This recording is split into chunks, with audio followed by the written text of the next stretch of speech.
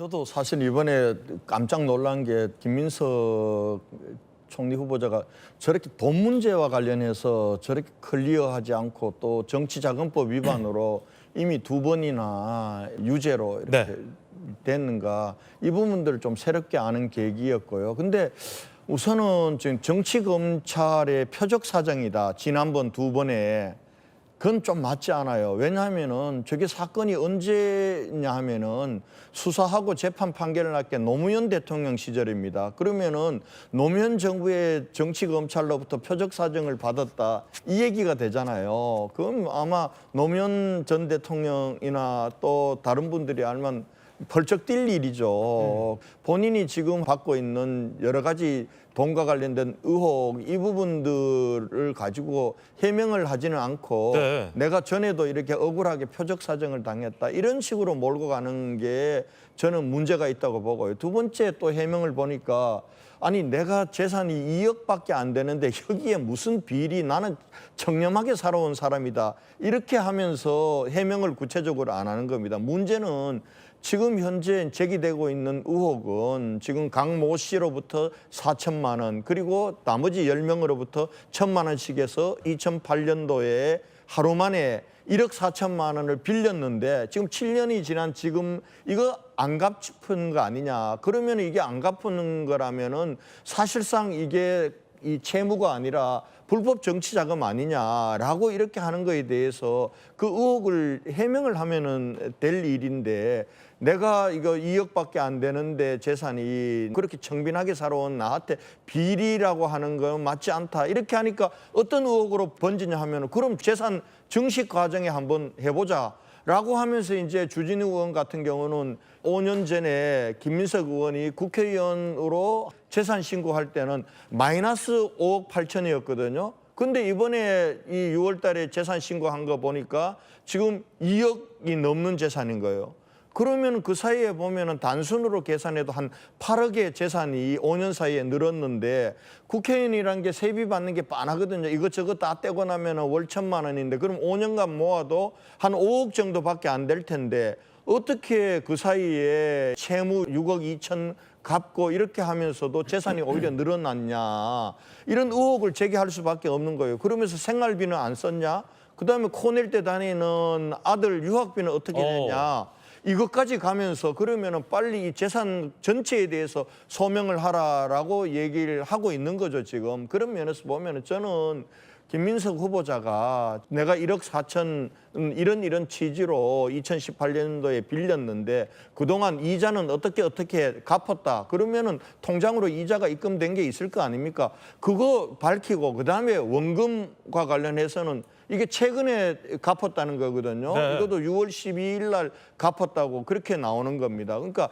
총리 후보자로 지명되고 나서 언론에 이런 문제가 불거지니까 지금 갚았다라고 이렇게 되는 건데, 그게 아니라 나는 언제 어떻게 돈을 마련해서 채무를 갚았다, 이렇게 의혹에 대해서 소명을 하면 될 일을 이게 정치 검찰의 표적 사정이다라고 몰아붙이고, 또 한편으로는 내 재산이 2억밖에 안 되는데 나한테 무슨 비리가 있냐, 이렇게 얘기하니까 쓸데없는 것으로 계속 이 증폭이 돼가는 형국입니다. 그런 면에서 보면은 김민석 후보자가 아마 청문회를 통해서나 이런 부분들에 대해서는 좀 명백하게 스스로 밝히는 게, 그걸 문제 제기하는 국민이나 야당에 대해서 이렇게 다시 윽박지르고 니들이 잘못한 거다, 니들이 지나치다 하기 전에 좀 해명하는 게 옳다, 저는 그렇게 생각합니다. 예, 권영진 의원 의견입니다. 김민석 총리 후보자가 사실 강모 씨란 분하고 관계, 아니 저렇게 무감각할까 싶어요. 2008년도에 그분으로부터 불법 정치 자금을 받아서 그것 때문에 벌금 600만 원에다가 추징금 6억 2천을 받았잖아요. 그러면은 그 이후에 이 사람하고 개인적인 관계가 어떻든지 간에 돈 문제라든지 이런 부분들은 조심하고 거리를 두는 게 상식이잖아요. 근데 2018년도에 또 이분을 통해서 두 차례에 걸쳐서 2천만 원, 2천만 원 또 돈을 빌렸다는 거 아닙니까?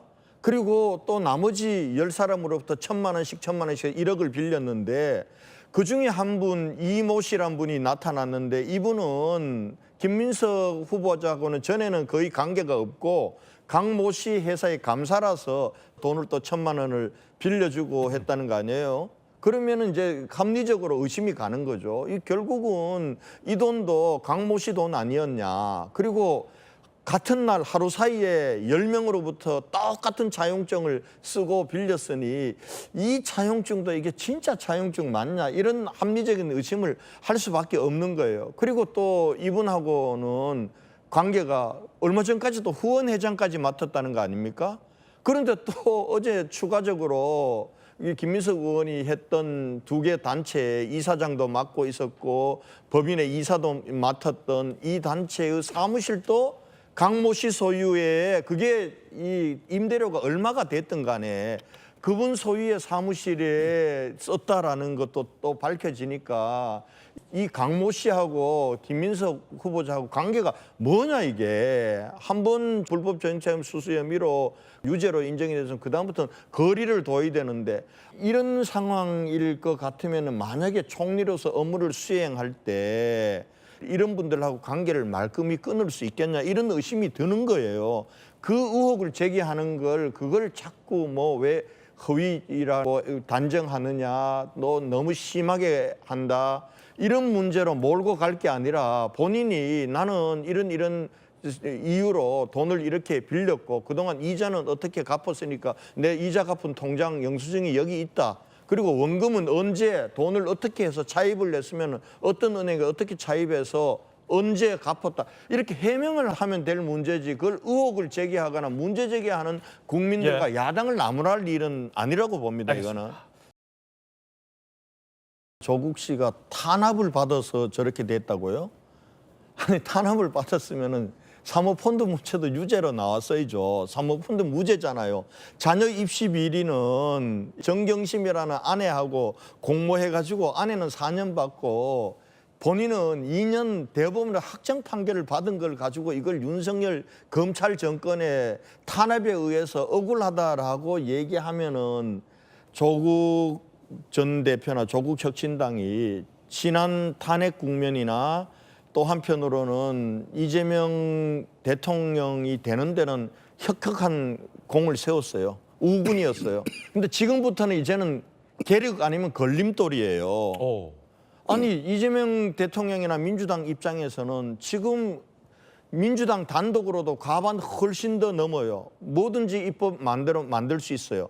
그리고 대통령이 됐기 때문에 제2 요구나 거부권에서 아니, 조국 혁신당의 도움을 받을 필요가 없어요. 그런데 이제 조국 혁신당이나 조국 대표는 청구서 내들이미는 겁니다. 그동안 우리가 이렇게 도와줬고 선거 과정에서도 이런 얘기들이 있었으니 빨리 사면시켜달라. 지금 형이 확정돼서 산 지 4분의 1도 안 채웠어요. 이런 분을 사면한다고요? 국민들이 좋은 시선으로 저는 아마 제일 곤혹스러운 사람이 이재명 대통령일 거라고 봅니다. 그런 면에서 민주당 의원들이 자꾸 조국 편들면 안 되는 거예요. 아니 죄 지은 건 죄 지은 거고 억울한 건 억울한 거지. 그 죄 지은 것까지 다 그렇게 무죄다 그러고 윤석열 정권의 정치 검찰의 공작이다 그러면은 그런 식으로는 제발 몰고 가면 안 된다. 네, 이런 말씀 드립니다. 저 가족들이 오늘 아침에 사라졌어요. 북한으로 납북이 됐어요. 국민들, 그 가족을 잃은 사람들이 가족을 찾고 싶은 심정, 그건 당연한 거 아니겠습니까? 그러면 이분들이 할 수 있는 방법은 뭐 있어요? 정부가 나서서 북한에 대해서 납북자 좀 찾게 하자. 이렇게 해서 계속 촉구하고 정부가 나서서 하면 저런 분들이 자기가 자기 돈 써가며 시간 버려가면서 그리고 처벌받을지도 모르는 위험을 무릅쓰면서 저렇게 풍선 안 날리겠죠. 근데 그런 면에서 보면은 저는 이재명 대통령께서 취임 사실 그러셨잖아요. 모든 국민의 대통령이 되겠다고. 그리고 국민 주권 정부라 그런 거 아니에요. 전 국민의 기본권의 문제란 말이에요. 그러면은 저는 이재명 대통령이 새로 대통령이 돼서 남북관계 긴장을 완화하고 평화를 실현하려고 하는 그런 노력 존중합니다. 그러면은 저런 분들을 처벌해. 저 사람들은 한반도 평화를 깨는 사람들이야. 이렇게 할 게 아니라 오히려 그분들을 만나서 이렇게 가면은 여러분들이 아픔도 이해하지만은 남북 간에 많은 긴장이 고조되고 또 그렇게 되면은 또 접견 지역에 있는 또 다른 국민들은 더 어려움을 겪으니 이제 정부에게 좀 맡겨주십시오. 정부가 한반도 평화와 남북 대화를 기반으로 우리가 해결해 드릴 테니까 조금만, 저는 이렇게 설득하는 게 국민 주권 정부의 네. 대통령이 해야 될 거 아니에요? 그걸 가지고 지금 법적 처벌 근거가 없으니까 지금 정부에서는 법적 처벌 근거 찾느라고 대북 전당 처벌법은 이건 헌재에서 위헌 판결을 2년 전에 받았으니까 이걸로는 처벌이 안 되니까 무슨 항공안전법이다, 심지어는 무슨 가스 무슨 법이다까지 찾아가지고 저 사람들 처벌하고 윽박지르고 하는 게 이게 국민 주권 정부가 들어서자마자 해야 될 일이냐 이거예요. 저는 정부가 저분들의 아픔을 이해하고 어루만지고 설득하고 이렇게 하면서 남북 관계를 끌고 가는 우리 국민들을 위한 보듬고 하는 노력도 좀 했으면 좋겠다, 이런 제안의 말씀을 드립니다. 네.